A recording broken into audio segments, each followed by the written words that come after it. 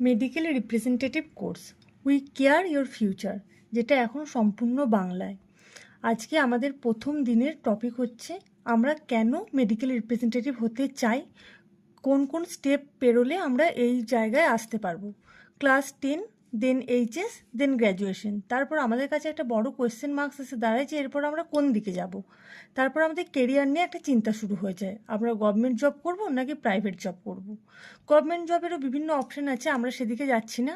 তোমরা যখন আমাদের চ্যানেলে এসেছো তো তোমরা নিশ্চয়ই প্রাইভেট জব সম্পর্কে আগ্রহী, সেই জন্য তোমরা এসেছো।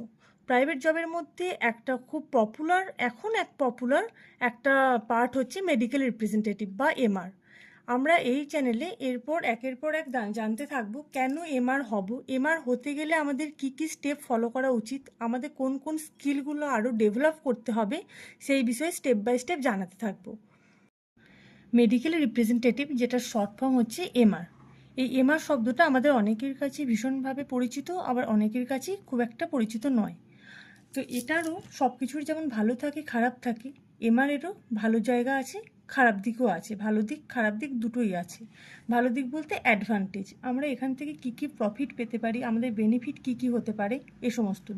ডিসঅ্যাডভান্টেজও আছে, যে ক্ষেত্রে আমাদের সারাদিন রাস্তায় থাকতে হয়, ঝড় বৃষ্টি গরম ঠান্ডা কোনো কিছু ম্যাটার করে না, এবং আমাদের পেশেন্স লেভেলটা সেই জায়গাতেই নিয়ে যেতে হয় যে ধৈর্য ধরে পুরো কাজটা কমপ্লিট করার জন্য।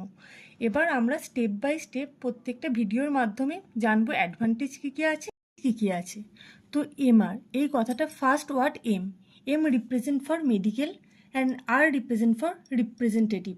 মেডিকেল মানে মেডিসিনের বিভিন্ন রকম মলিকিউল আছে।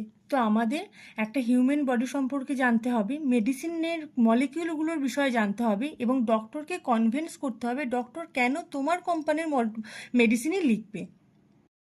এমআর, যার কাজ হচ্ছে মেডিসিন নিয়ে। এই মেডিসিন ইনটেক করবে একজন অসুস্থ মানুষ। তো আমাদের জানতে হবে এই মেডিসিনটা সে অসুস্থ মানুষের শরীরে যাওয়ার পর কী কী রিয়াকশান দিতে পারে, তার কী কী সুবিধা হতে পারে, তার কী কী অসুবিধা হতে পারে। তো এটা জানার জন্য আমাদের প্রথমে জানতে হবে হিউম্যান বডি সম্পর্কে। হিউম্যান বডি সম্পর্কে জানতে হলে আমাদের পড়তে হবে অ্যানাটমি এবং ফিজিওলজি, যে বিষয়গুলো আমরা স্টেপ বাই স্টেপ আমরা এই মেডিকেল রিপ্রেজেন্টেটিভ কোর্স এই চ্যানেলের মাধ্যমে পরপর দিতে থাকবো। তো এটা জানার জন্য তোমরা পরবর্তী দিনের ভিডিওগুলো দেখতে থাকো, এবং আমাদের চ্যানেলটা সাবস্ক্রাইব করে দিও যাতে ভিডিও আসার সাথে সাথে তোমাদের কাছে নোটিফিকেশন পৌঁছে যায়। এবং আরও বিশদে জানার জন্য তোমরা আমাদের গুগল ফর্ম ফিল আপ করতে পারো, এবং তোমাদের যা যা কোয়ারি আছে সেগুলো তোমরা কমেন্ট সেকশনে জানাতে পারো। Thank you so much.